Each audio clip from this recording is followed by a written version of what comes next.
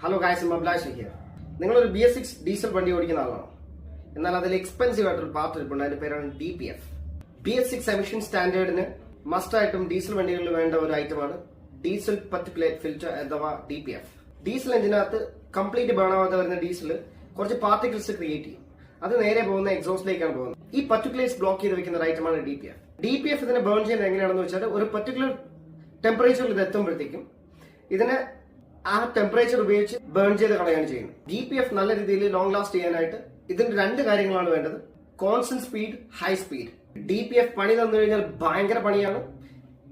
DPF block ആയി കഴിഞ്ഞാൽ തിരിച്ച് എഞ്ചിന് കംപ്ലൈന്റ് വരും, വണ്ടിയുടെ പെർഫോമൻസിനെ ബാധിക്കും.